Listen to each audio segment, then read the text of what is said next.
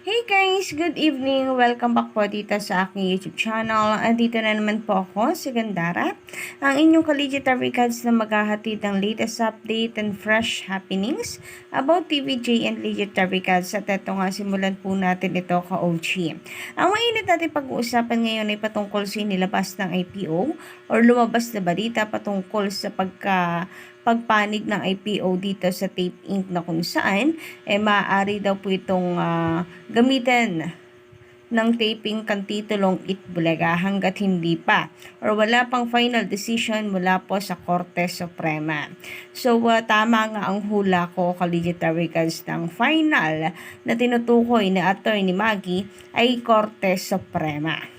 So hanggat hindi na ipapanalo ng TVJ hanggang sa Korte Suprema ang kanila pong trademark, hindi pa po pwedeng bawalan sila na gamitin ang titulong Itbulaga. So, ang unfair lang para sa TVJ. Kung sa bagay, choice naman kasi ng TVJ na wag po munang gamitin ang titulong Itbulaga habang ipinaglalaban nila ito. So, ang taping kasi masyadong matigas at makapal yung mukha na kahit sinisigawan na sila ng taong bayan, tuloy-tuloy rin po sila nagbibingi-bingihan. Matigas kasi ang taping, kaya ayun, patuloy nilang ginagamit ang titulong Itbulaga. Samantalang ang TVJ noon ay ayaw pong makipag-sabayan pa sa ugali ng Tape Inc. So, kagabi din lang po ito inilabas ng Tape Inc. Ay ng IPO. Ang balita pong ito ka-OG base po sa aking nabasa. And I think kung totoo po ito ay tugon ito ng IPO para na rin sa pangangalampag. Dahil na rin sa pangangalampag ng mga tao na ano ba? Maaari pa bang gamitin ng taping kang titulong Itbulaga? Bakit puro final ang sagot nitong Tape Inc. Hanggat hindi pa daw final ang decision ay maaari pa nilang gamitin. So akala ko yung final na tinutukoy nila ay yung nandito sa website, pero yung sa Korte Suprema nga. And mukhang tama po ang naisip ko na sakalang mag-update itong website kapag mayroon na pong result sa Korte Suprema. So matagal pa bago pwedeng gamitin ng TVJ ang titulong Itbulaga. Pwera na lang. Pwera na lamang kung sakasakali na aprobahan or kampihan ng Regional Trial Court sa Marikina ang TVJ for their writ of preliminary injunction. Kasi at the end of the day ay naman po ang TVJ yung naka-registered na rin sa IPO. Parehas po sila. Yun nga lang, habang naka-ongoing ang kaso, dalawang Itbulaga ang mapapanood sa ngayon dahil ayaw naman tumigil ang taping kasi nga raw karapatan daw nila yon.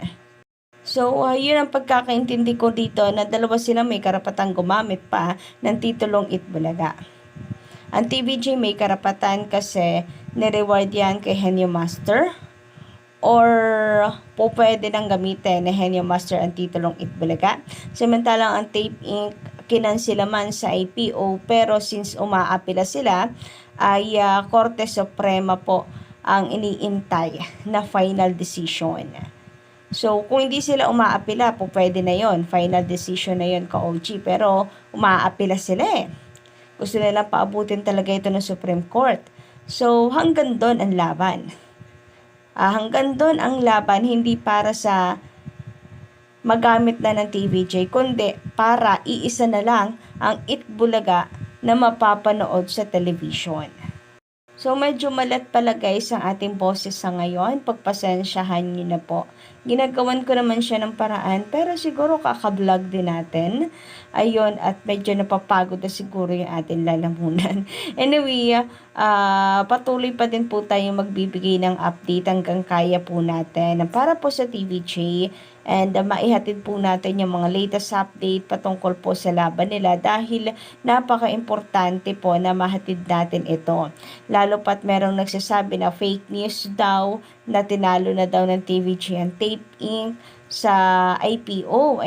Hindi pa naman daw pala nakakansela kasi yun yung paliwanag na Attorney Maggie. Nakansela na siya pero unang hakbang pala yun. Unang hakbang pa lamang siya kasi umapila ang Taping. Kung hindi sana sila umapila, pwedeng final decision na yan. Pero wala. Matigas talaga po itong Taping at makapalang mukha. Anyway, ito po yung nabasa ko ka-OG mula sa post ng Daily Tribune na the intellectual property rights of the Philippines on Thursday night.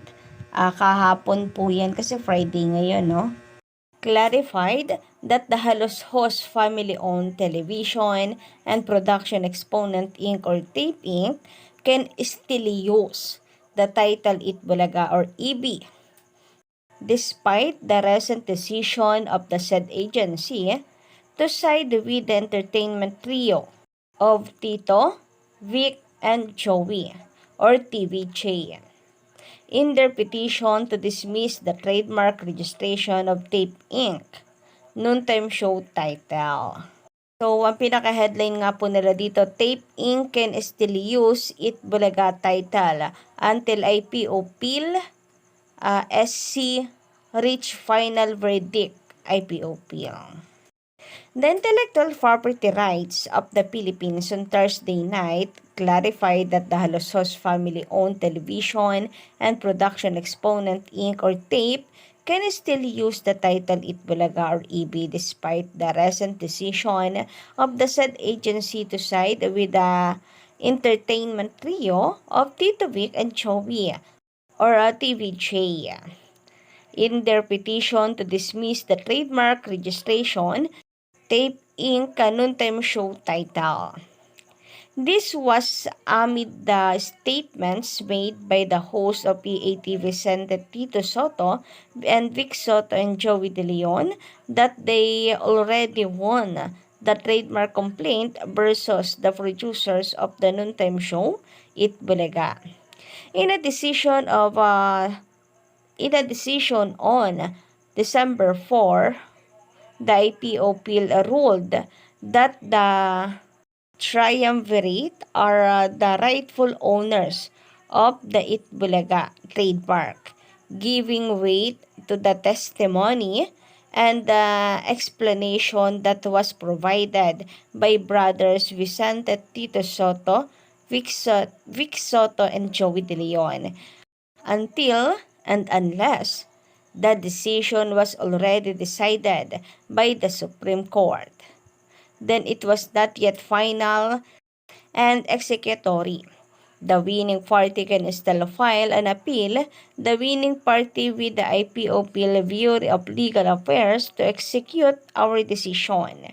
But it is not automatic that the decision is executory, said Attorney Ruel Barba, the Director General of IPOPIL, in an interview with reporters Thursday night. So, hindi man tayo ganon katalino, no? Pero ang pagkakaintindi ko nga po dito, magagamit pa ng Tape Inc. ang titulong Itbulaga, Collegiate Lubricants hanggat wala pang desisyon sa Supreme Court. Hanggat di pa ito umaabot sa Supreme Court dahil nga umaapila po at patuloy na umaapila ang Tape Inc. And amoy na rin siguro nila na aabutin po ito hanggang doon sa laban na yon. And sabi naman ng iba ay okay na rin para talagang malinis ka-OG kung paaabutin ng Supreme Court. Pero yung iba naman ay nakakapala ng mukha dito sa Tape Inc. na hindi na lamang bumitaw sa titulong Itbulaga since taong bayan naman ang sumisigaw at nagmamakaawa sa kanila na please lang. TVJ is Itbulaga at hindi tatanggapin ng mga tao na kayo ang Itbulaga. So, base lang rin sa aking interpretasyon, pwede nyo naman po akong i-correct guys. Ano kayang ibig sabihin yung website po ng IPO ay i-update din lamang po nila once na mayroon na pong sagot sa Supreme Court. To be honest po, pwede naman nang tapusin po dito ang issue na yan eh. Pwede pong tapusin na ng Tape Inc. ang laban. Kung tatanggapin nila ang sinabi ng ng IPO na TVJ ang dapat gumamit ng titulong Itbulaga. Pero hindi eh. Ayaw po nilang tapusin kaya gusto pa nilang dalhin hanggang Supreme Court. Sabi nga po ni Attorney Buko, karapatan naman po nila ang mag-apela. Pero ayon naman sa taong bayan, bakit hindi na lang tanggapin na TVJ is Itbulaga and Itbulaga is TVJ? IPO na ang IPO, hindi nila napaniwala. Taong bayan na mabilis daw mauto, hindi nila mapaniwala. Supreme Court pa po kaya? So, dalawa na po itong tumanggi sa kanila. IPO and ang taong bayan. So, dapat doon pa lamang makiramdam na ang Tape Inc.